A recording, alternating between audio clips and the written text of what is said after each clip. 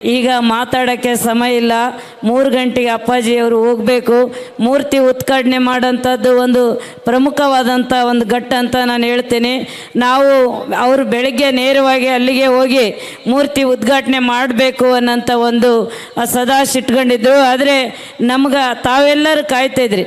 ಈಗ ಮೂರ್ತಿ ಉದ್ಘಾಟನೆಗೆ ಆ ಕಡೆ ಹೋದ ತಕ್ಷಣವೇ ಎಲ್ಲರೂ ಮತ್ತೆ ಅಪ್ಪಾಜಿಯವರ ಜೊತೆಯಲ್ಲಿ ಬರ್ತೀರಿ ಅನ್ನೋಂಥ ಒಂದೇ ಒಂದು ಕಾರಣದಿಂದ ನಿಮ್ಮನ್ನೆಲ್ಲರನ್ನ ಅವ್ರಿಗೆ ಇಲ್ಲಿ ಒಂದು ಅಭಿನಂದನೆ, ಒಂದು ಕಾರ್ಯಕ್ರಮದಲ್ಲಿ ಭಾಗವಹಿಸಲಿ ಅನ್ನೋಂಥ ಒಂದು ಎಲ್ಲರ ಒಂದು ಅಭಿಪ್ರಾಯ ಇರೋದರಿಂದ ನಾನು ಇಲ್ಲಿ ನಾವೆಲ್ಲರೂ ಸೇರಿ ಅವರಿಗೆ ಇಲ್ಲಿ ವೇದಿಕೆಗೆ ಕರೆತಂದ್ವಿ. ಆದರೆ ನಾನು ಜಾಸ್ತಿ ಮಾತಾಡೋದಿಲ್ಲ. ಸಾಕಷ್ಟು ಮಾತಾಡಬೇಕು, ನನ್ನ ಕ್ಷೇತ್ರದ ಬಗ್ಗೆ ಹೇಳಿಕೆಬೇಕು, ಸಾಕಷ್ಟು ನಿಮ್ಮ ಒಂದು ಆಶೀರ್ವಾದಗಳನ್ನು, ನನ್ನ ಅನುಭವಗಳನ್ನು ಹೇಳ್ಬೇಕಂತ ಸಾಕಷ್ಟು ಕನ್ಸ್ಕೊಂಡಿದೆ. ಸಮಯ ಅಭಾವದಿಂದ ಈಗ ನಾನು ನಿಮ್ಮ ಜೊತೆಯಲ್ಲಿ ಪ್ರತಿದಿನ ಕೂಡ ಎಲ್ಲ ಹಳ್ಳಿಗೆ ಬಂದು ಮಾತಾಡ್ತಿರ್ತೀನಿ. ಅದನ್ನು ನನ್ನ ಮಾತು ನೀವು ಕೇಳಿರಿ. ನಿಮ್ಮ ಮಾತು ಕೂಡ, ನಿಮ್ಮ ಸಮಸ್ಯೆಗಳು ಕೂಡ ನನಗೆ ಗೊತ್ತದು.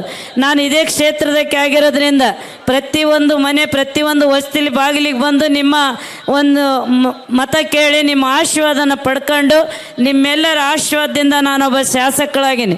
ನಾನು ನಿಜವಾಗ್ಲೂ ನನ್ನ ಮನಸ್ಸಿನಲ್ಲಿ, ನೀವು ನಿಮ್ಮ ಮನಸ್ಸಿನಲ್ಲಿ ಕರ್ಯಮ್ಮ ಶಾಸಕಳು ಅಂತ ಅನಿಸಿದ್ರು ಕೂಡ ನನ್ನ ಮನಸ್ಸಿನಲ್ಲಿ ನಾನೇ ನೆನ್ಕೊಂಡಪ್ಪ ಅಂದರೆ ನಿಜವಾದ ದೇವದುರ್ಗದ ಸೇವಕಳು ಅಂತೇಳಿ ನಾನು ಈ ಒಂದು ಸಂದರ್ಭದಲ್ಲಿ ಹೇಳೋಕ್ಕೆ ಇಷ್ಟಪಡ್ತೀನಿ. ನಾನಂತರ ಅದೇ ಥರ ಅಂದ್ಕೊಂಡದ್ದು. ನಾನು ನಿಜವಾದ ಸಾಕಷ್ಟು ಕನಸುಗಳನ್ನ ಇಟ್ಕೊಂಡು ಕ್ಷೇತ್ರದ ಬಗ್ಗೆ ಪ್ರಾಮಾಣಿಕ ಪ್ರಯತ್ನ ಮಾಡಬೇಕು ಅನ್ನೋಂಥದ್ದು, ಅಭಿವೃದ್ಧಿಗಾಗಿ ನಾನು ಕೂಡ ಶ್ರಮಿಸ್ತೀನಿ. ದೊಡ್ಡವರಿಗೆ ಕೂಡ ಸಾಕಷ್ಟು ಮನವಿಗಳು, ಸನ್ಮಾನ್ಯ ಕುಮಾರಣ್ಣವರಿಗೂ ಕೂಡ ಮನವಿಗಳು, ಕ್ಷೇತ್ರದ ಬಗ್ಗೆ ಮನವಿಗಳು ಕೊಟ್ಟಿನಿ. ಅವರು ಕೂಡ ಮಾತು ಕೊಟ್ಟರು. ಆದರೆ ನಿಜವಾಗ್ಲೂ ನನಗೆ ಇಲ್ಲಿ ದೇವದುರ್ಗದಿಂದ ಗೆದ್ದಂಥ ನಮ್ಮೆಲ್ಲರಿಗೆ ಅವರಿಗೆಲ್ಲ ಸರ್ಕಾರಗಳು ಸಿಗ್ತಿದ್ವು, ಸಾಕಷ್ಟು ಅನುದಾನ ಹರಿದು ಬರ್ತಿತ್ತು. ಅವರು ಸಾಕಷ್ಟು ಏನೇನೋ ಕೆಲಸಗಳನ್ನು ಮಾಡಿ ತೋರಿಸ್ತಿದ್ರು. ನನ್ನ ದುರಾದೃಷ್ಟ ಅಂತ ಅನ್ನಿಸ್ತದ. ಆದರೂ ಕೂಡ ನನಗೇನು ನಿಮ್ಮೆಲ್ಲರ ಪ್ರೀತಿ ವಿಶ್ವಾಸ ಯಾವತ್ತೂ ಕಡಿಮೆ ಆಗಿಲ್ಲ. ಹಂಗಾಗಿ ನಾನು ಕೈಲಾದಂಥ ನನಗೇನು ಬರೋಂಥ ಕಲ್ಯಾಣ ಕರ್ನಾಟಕ ಅನುದಾನದಲ್ಲಿ ಅಲ್ಕೊಡ ಸಾಹೇಬರು ಮಾತಾಡೋಕೆ ಹನುಮಂತಪ್ಪ ಸಾಹೇಬ್ರು ಹೇಳಿದರು, ನಮ್ಮ ದೇವದುರ್ಗ ಅತ್ಯಂತ ಏಷ್ಯಾ ಖಂಡದಲ್ಲಿ ಹಿಂದುಳಿದಿತ್ತು. ಆದರೆ ಅಂಥ ಒಂದು ಹಿಂದುಳಿದ ತಾಲೂಕವನ್ನು ಇವತ್ತು ರಾಜ್ಯಾದ್ಯಂತ ಗುರುಸಂಥದ್ದು ಮುಂದುವರೆದಕ್ಕೆ ಕಾರಣ ಯಾರಪ್ಪ ಅಂದರೆ ಸನ್ಮಾನ್ಯ ದೇವೇಗೌಡ ಅಪ್ಪಾಜಿಯವರು ಮತ್ತು ಸನ್ಮಾನ್ಯ ಕುಮಾರಣ್ಣವರು ಅಂತ ಭಾಳ ಹೆಮ್ಮೆಯಿಂದ ನಾನು ಹೇಳ್ಕೋಬೇಕಾಗ್ತದೆ. ಇಡೀ ಎಲ್ಲ ಕ್ಷೇತ್ರದ ನನ್ನ ಜನ ಕೂಡ ಅದೇ ಭಾವನೆ ಇಟ್ಕೊಂಡಿರಿ. ತಾವೆಲ್ಲರೂ ದೇವೇಗೌಡ ಅಪ್ಪಾಜಿಯವರು ಬರ್ತಾರಂದ್ರೆ ಸಾಕು ಎಲ್ಲರೂ ಒಂದು ಸಡಗರ ಸಂಭ್ರಮದಿಂದ ಕಾಯ್ತಾ ಇದ್ದೀರಿ. ಆದರೆ ಮಳೆಗಾಲ ಕೆಲವರಿಗೆ ಭಾಳ ಆತಂಕ ಇತ್ತು, ಮಳೆ ಬರ್ತದೇನೋ, ತೊಂದರೆ ಆಗ್ತದೇನೋ ಅಂಥದ್ದು. ಆದರೆ ದೇವರ ಆಶೀರ್ವಾದ, ಯಾಕಂದರೆ ಧರ್ಮ ಇದ್ದಲ್ಲಿ ಯಾವುದೇ ಅಂಥ ತೊಂದರೆಗಳು ಆಗೋದಿಲ್ಲ ಅನ್ನೋಂಥ ಒಂದು ಮಾತು ಹೇಳ್ತಾ ನಾನು ಕೂಡ ಸಾಕಷ್ಟು ಅನುದಾನವನ್ನು ನನ್ನ ಪಿರಿಯಡಿನಲ್ಲಿ ಪ್ರಯತ್ನ ಮಾಡಿ ತಂದಿದ್ದೀನಿ. ಯಾಕಂದರೆ ಆರೋಗ್ಯ ಕ್ಷೇತ್ರಕ್ಕೆ ನಾನು ತಾಲೂಕಿಗೆ ನನ್ನ 2 ವರ್ಷದ ಅವಧಿಯಲ್ಲಿ 3 ಆರೋಗ್ಯ ಕೇಂದ್ರಗಳನ್ನು ತಲಾ 4 ಕೋಟಿ ವೆಚ್ಚದಲ್ಲಿ ನಾನು ಮನವಿ ಮಾಡಿಕೊಂಡು ತಂದೀನಿ. ಕೊತ್ತದಡ್ಡಿ, ಆಲ್ಕೋಡ್, ಮುಷ್ಟೂರು, ಗಬ್ಬೂರು ಪ್ರಾಥಮಿಕ ಆರೋಗ್ಯ ಕೇಂದ್ರವನ್ನು 14 ಕೋಟಿ ವೆಚ್ಚದಲ್ಲಿ ಸಮುದಾಯ ಆರೋಗ್ಯ ಕೇಂದ್ರವನ್ನಾಗಿ ಮೇಲ್ದರ್ಜೆಗೆ ಏರಿಸಬೇಕು ಅನ್ನೋಂಥದ್ದು ನಾನು ಕೂಡ ಸೆಷನ್ನಲ್ಲಿ ಮಾತಾಡಿದ್ದೆ. ಹಂಗಾಗಿ ಅದು ಕೂಡ ಮಂಜೂರಾಗಿದೆ.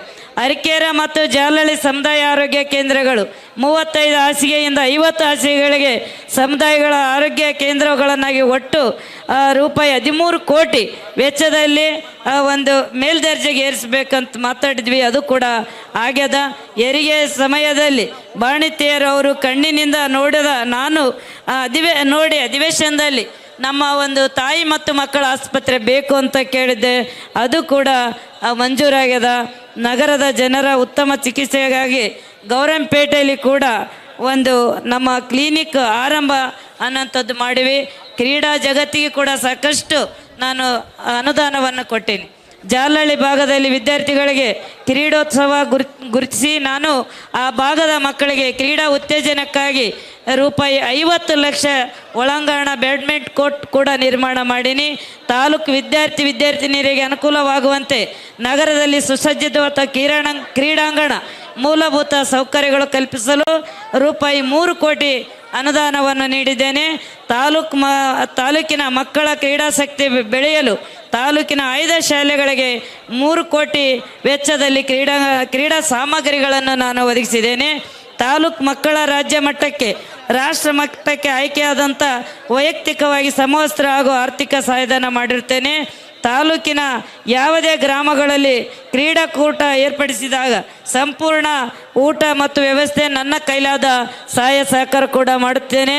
ಶಿಕ್ಷಣ ಕ್ಷೇತ್ರಕ್ಕೆ 2023-24 24-25ನೇ ಸಾಲಿಗೆ ಅಕ್ಷರ ಆವಿಷ್ಕಾರ ಯೋಜನೆಯಡಿಯಲ್ಲಿ ನನ್ನ ತಾಲೂಕಿನ ಮಕ್ಕಳಿಗೆ ವಿದ್ಯಾಭ್ಯಾಸಕ್ಕೆ ಅನುಕೂಲವಾಗುವಂತೆ ಸುಮಾರು 80 ಕೋಟಿ ರೂಪಾಯಿ ವೆಚ್ಚದ ಕಟ್ಟಡ ನಿರ್ಮಾಣಗಳನ್ನು ಶಾಲೆಗೆ ಮೂಲಭೂತ ಸೌಕರ್ಯಗಳನ್ನು ಒದಗಿಸುವ ಅನುದಾನ ನೀಡಿದ್ದೇನೆ. ಸುಮಾರು ವರ್ಷಗಳಷ್ಟು ಹಳೆಯದಾದ ಶಾಲಾ ಕಟ್ಟಡಗಳು ಗುರುತಿಸಿ ಅಂಥ ಶಾಲೆಗಳಿಗೆ ಗೋವಿಂದಪಲ್ಲಿ, ಅಂಜಳ, ಊಟಿ, ಆಲ್ಕೋಟ್, ಜಾಗಟ್ಗಾಲ್, ಚಿಂತಲಕುಂಟ ಮತ್ತು ಯಮನೂರು ಶಾಲೆಗಳಿಗೆ ತಲಾ 3 ಕೋಟಿ ರೂಪಾಯಿ ವೆಚ್ಚದ ಪ್ಯಾಕೇಜ್ಗಳನ್ನು ಕೊಟ್ಟಿದ್ದೇನೆ. 30 ವರ್ಷದಿಂದ ಶಾಲಾ ಕೊಠಡಿಗಳಿಗೆ ಸುಣ್ಣ ಬಣ್ಣ ಇಲ್ಲದ ಸೋರುತ್ತಿದ್ದ ಕಟ್ಟಡಗಳಿಗೆ ಗಮನಿಸಿ ನಾನು ಅಂಥ ಹಳೆಯ ಶಾಲೆಗಳಿಗೆ 2 ಕೋಟಿ ವೆಚ್ಚದಲ್ಲಿ ಸುಣ್ಣ ಬಣ್ಣ ಕೂಡ ಮಾಡಬೇಕು ಅನ್ನೋಂಥದ್ದು ಕೂಡ ದುಡ್ಡು ಕೊಟ್ಟಿದ್ದೇನೆ. ನಾನು ಖುದ್ದಾಗಿ ಅಲ್ಪಸಂಖ್ಯಾತ ಸಚಿವರನ್ನು ಭೇಟಿ ಮಾಡಿ ತಾಲೂಕಿಗೆ 4 ಮೌಲಾನಾ ಆಜಾದ್ ಶಾಲೆಗಳು ಮತ್ತು ತಲಾ 5 ಕೋಟಿ ರೂಪಾಯಿದಂಗ ಜಾಲಹಳ್ಳಿ, ಅರಕೇರ, ದೇವದುರ್ಗ, ಗಬ್ಬೂರು ಅಲ್ಪಸಂಖ್ಯಾತ ವಿದ್ಯಾರ್ಥಿಗಳ ಶಿಕ್ಷಣಕ್ಕೆ ಹೆಚ್ಚು ಒತ್ತು ಕೊಡುವ ಸಲುವಾಗಿ ದೇವದುರ್ಗ ತಾಲೂಕಿಗೆ ನೂತನ ಮೊರಾರ್ಜಿ ದೇಸಾಯಿ ವಸತಿ ಶಾಲೆಯನ್ನು ರೂಪಾಯಿ 25 ಕೋಟಿ ವೆಚ್ಚದಲ್ಲಿ ಮಂಜೂರು ಮಾಡಿಸಿರುತ್ತೇನೆ. ಕ್ಷೇತ್ರದ ಹಿಂದುಳಿದ ವರ್ಗಗಳ ಮಕ್ಕಳ ವಸತಿ ನಿಲಯ ಅವಶ್ಯಕತೆ ಅರಿತು ನಾನು ಸರ್ಕಾರ ಮಟ್ಟದಲ್ಲಿ ಹೋರಾಡಿ 25 ಕೋಟಿ ವೆಚ್ಚದಲ್ಲಿ BCM ಹಾಸ್ಟೆಲ್ ಮಂಜೂರು ಮಾಡಿಸಿದ್ದೇನೆ.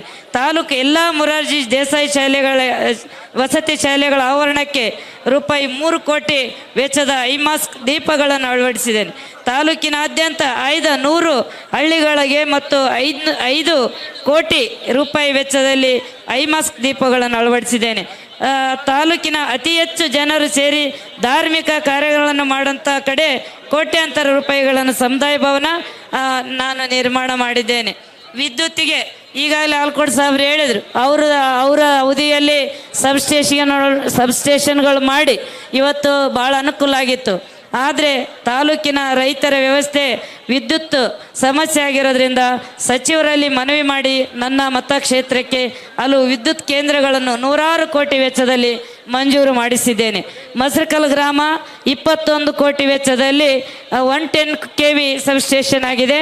ಕ್ಯಾದಿಗೇರ ಗ್ರಾಮಕ್ಕೆ ರೂಪಾಯಿ 28 ಕೋಟಿ ವೆಚ್ಚದ 110 KV ಸಬ್ಸ್ಟೇಷನ್ ಆಗಿದೆ. ಜಾಲಹಳ್ಳಿ ಗ್ರಾಮಕ್ಕೆ ರೂಪಾಯಿ 28 ಕೋಟಿ ವೆಚ್ಚದ 110 KV ಸಬ್ಸ್ಟೇಷನ್ ಆಗಿದೆ. ಮುಂಡ್ರಿಗಿ ಗ್ರಾಮಕ್ಕೆ ರೂಪಾಯಿ 32 ಕೋಟಿ ವೆಚ್ಚದ 110 KV ಸಬ್ಸ್ಟೇಷನ್ ಆಗಿದೆ. ಕೊಪ್ಪೂರ ಗ್ರಾಮದಲ್ಲಿ ರೂಪಾಯಿ 110 ಕೋಟಿ ವೆಚ್ಚದಲ್ಲಿ 220 KV ಸಬ್ಸ್ಟೇಷನ್ ಮಂಜೂರು ಮಾಡಿಸಿದ್ದೇನೆ. ಇದೇ ಥರ ನಾನು ಇವೆಲ್ಲ ಹೇಳಕ್ಕೆ ಹೋದರೆ ಸಾಕಷ್ಟು ಸಮಯ ಆಗ್ತದ, ಸಮಯ ಇಲ್ಲ. ನಾನು ಹೇಳಿದ್ದೆ ಸದಾ ನನ್ನ ಮನೆ ಬಾಗಿಲು ನಿಮಗಾಗಿ ತೆಗೆದಿರ್ತದಂತ ಹೇಳಿದ್ದೆ. ನಮ್ಮೆಲ್ಲ ಹಿರಿಯರು ನಾಯಕರೆಲ್ಲ ಮಾತಾಡ್ತಿದ್ರು ಗ್ರಾಮ ವಾಸ್ತವ್ಯ ಮಾಡೋಂಥ ಸಂದರ್ಭದಲ್ಲಿ, ಕರಿಯಮ್ಮ ಯಾವುದೇ ಕಾರಣಕ್ಕೆ ನಿಮ್ಮನ್ನು ಮರೆಯೋದಿಲ್ಲ ಅಂತೇಳಿ ನಾನು ಕೂಡ ವೇದಿಕೆ ಮೇಲೆ ನಾನು ಏನು ಪ್ರಮಾಣ ಮಾಡಬೇಕು ಗೊತ್ತಾಗಿಲ್ಲ ನನಗೆ. ಹಂಗಾಗಿ ನನಗೊಂದು ಭಯ ಇರಲಿ ಅನ್ನೋಂಥ ಒಂದು ವಾತಾವರಣ ಮನಸ್ಸಿಟ್ಕೊಂಡು ನಾನು 2 ಮಕ್ಕಳ ಮೇಲೆ ಪ್ರಮಾಣ ಮಾಡಿದ್ದೆ. ಅದೇ ಥರ 2 ವರ್ಷದಿಂದ ನಾನು ಸೇವಕಳಾಗಿ ನಿಮ್ಮ ಜೊತೆಯಲ್ಲಿ ಕೆಲಸ ಮಾಡ್ತಾ ಇದ್ದೇನೆ. ಹಂಗಾಗಿ ಇನ್ನು ಯಾರು ಎದೆಗುಂದಬೇಕಾಗಿಲ್ಲ. ಇನ್ನು 3 ವರ್ಷದ ಸಮಯ ಅದು. ನಿಜವಾಗ್ಲೂ ನಮಗೆ ಈ ಏನು ಗ್ಯಾರಂಟಿಗಳು ಸಾಕಷ್ಟು, ನಾವೇನು ಬೇಡ ಅಂತ ಹೇಳ್ತಾ ಇಲ್ಲ ಗ್ಯಾರಂಟಿ ಕೊಡಲಿಕ್ಕೆ, ಆದರೆ ಶಾಸಕರ ಅಧಿಕಾರಗಳನ್ನು ಕಸಿದು ನೇರವಾಗಿ ಯೋಜನೆಗಳು ಕೊಡೋದ್ರಿಂದ ಇಷ್ಟು ತೊಂದರೆ ಆಗ್ತದಂದರೆ ನಿಜವಾಗ್ಲೂ ಕಣ್ಣಲ್ಲಿ ರಕ್ತ ಬರ್ತದೆ, ನೀರು ಬರೋದಿಲ್ಲ ನಮಗೆಲ್ಲ. ಯಾಕಂದರೆ ನಮಗೆ ಈಗಾಗಲೇ ಹಿಂದುಳಿದ ತಾಲೂಕಿಗೆ ಸಾಕಷ್ಟು ಅನುದಾನ ಅವಶ್ಯಕತೆ ಇರೋದ್ರಿಂದ ಈ ಏನು ಸರ್ಕಾರದ ಒಂದು ಧೋರಣೆಯಿಂದ ನಿಜವಾಗ್ಲೂ ನಮಗೆ ತೊಂದರೆ ಆಗ್ಯದ. ಸನ್ಮಾನ್ಯ ಕುಮಾರಣ್ಣವರು ಎಲೆಕ್ಷನ್ ಪೂರ್ವದಲ್ಲಿ ಏನು ಘೋಷಣೆ ಮಾಡಿದರು ಪಂಚರತ್ನ ಯೋಜನೆ, ಆ ಯೋಜನೆ ಬಂದ್ರೇ ಇಡೀ ನಮ್ಮ ರಾಜ್ಯಕ್ಕೆ ಎಲ್ಲ ವರ್ಗದ ಜನರಿಗೆ, ಎಲ್ಲ ತಾಯಂದಿರಿಗೆ, ರೈತರಿಗೆ, ಯುವಕರಿಗೆ ಎಲ್ಲರಿಗೆ ಒಳ್ಳೆ ಒಂದು ಕೆಲಸ ಮಾಡೋಕ್ಕಾಗ್ತದ ಅನ್ನೋಂಥ ಒಂದು ಮಾತು ಹೇಳ್ತಾ, ದೇವೇಗೌಡ ಅಪ್ಪಾಜಿಯವ್ರ ಬಗ್ಗೆ ನಾನೇನು ಹೇಳೋಕ್ಕೆ ಭಾಳ ಸಣ್ಣವಳು, ನನಗೇನಷ್ಟು ಗೊತ್ತಿಲ್ಲ. ಆದರೆ ದೇಶದ ಸೇವೆ ಮಾಡೋಂಥ ಸಂದರ್ಭದಲ್ಲಿ ಇಡೀ ರಾಜ್ಯದಲ್ಲಿ ಪ್ರತಿಯೊಂದು ರಾಜ್ಯದಲ್ಲಿ ಅವ್ರದ್ದೇ ಆದಂಥ ಹೆಸರಿಟ್ಟು ಇವತ್ತು ಗೌರವಿಸ್ತಾರೆ. ಆದರೆ ನಮ್ಮ ಕರ್ನಾಟಕದಲ್ಲಿ ಏನು ಕಮ್ಮಿಲ್ಲ. ಇವತ್ತು ಕೆಂಪೇಗೌಡರ ಒಂದು ಜಯಂತಿ ತಮ್ಮೆಲ್ಲರಿಗೆ ಶುಭಾಶಯ ಹೇಳಿದ ಸಂದರ್ಭದಲ್ಲಿ ಇವತ್ತು ನಮ್ಮ ನಾಡಿನ ನಿಜವಾದ ಕೆಂಪೇಗೌಡರು ಅಂದರೆ ಸನ್ಮಾನ್ಯ ದೇವೇಗೌಡರು ಅನ್ನೋಂಥ ಮಾತನ್ನು ಇವತ್ತು ನಾನು ಹೇಳೋಕ್ಕೆ ಇಷ್ಟಪಡ್ತೀನಿ.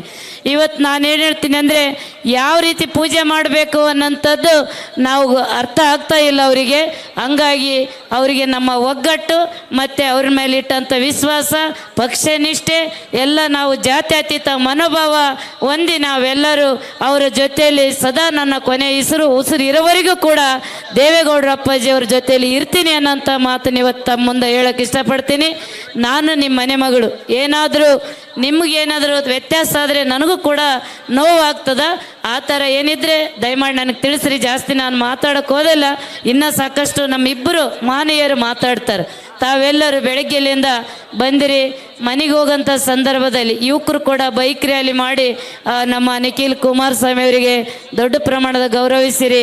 ನೀವೆಲ್ಲರಿಗೂ ಕೂಡ ನಾನು ತುಂಬ ಹೃದಯದ ಧನ್ಯವಾದಗಳನ್ನು ಹೇಳ್ತಾ ಮತ್ತೊಮ್ಮೆ ನನ್ನ ಕ್ಷೇತ್ರದ ದೇವರುಗಳಿಗೆ ನಿಮ್ಮ ಮನೆ ಮಗಳು ಕರ್ಯಮ್ಮ ನಾಯಕ್ ಮಾಡುವ ಹೃದಯ ತುಂಬಿದ ಒಂದು ಧನ್ಯವಾದಗಳು. ಯಾಕಂದರೆ ನನ್ನ ನೀವೇನು ಪರೀಕ್ಷೆನೇ ಮಾಡಲಿಲ್ಲ, ನೀವು ಏನದ ನಿನ್ನಲ್ಲಿ ಅಂತ ಕೇಳಿಲ್ಲ, ಯಾವುದೂ ಇಲ್ಲ. ನಾನು ನಿಂದಿರ್ತೀನಿ ಅಂತೇಳಿ ದೇವೇಗೌಡ ಅಪ್ಪಾಜಿಯವರು ನನ್ನ ಗುರುತಿಸಿದ ತಕ್ಷಣವೇ ಹನುಮಂತ ಪಾಲ್ಕೋಡ್ ಸಾವರು, ನಾಡಗೌಡ ಸಾವರು, ಮಾಂತೇಶಣ್ಣವರು, ಇಡೀ ಎಲ್ಲ ನನ್ನ ಜಿಲ್ಲೆಯ ಎಲ್ಲ ಮುಖಂಡರು, ವೆಂಕಟಪ್ಪ ನಾಯ್ಕ ಸರ್ ಅವರು ಎಲ್ಲರವರು ಆಶೀರ್ವಾದ ಆದ ಅಂತ ಗೊತ್ತಾದ ತಕ್ಷಣ ನನ್ನ ನೀವು ಪವಿತ್ರವಾದ ಓಟನ್ನು ಕೊಟ್ಟು ರಾಜ್ಯದಲ್ಲಿ ಪ್ರಜಾಪ್ರಭುತ್ವ ವ್ಯವಸ್ಥೆಯನ್ನು ಎತ್ತಿಡಿದ್ರಿ.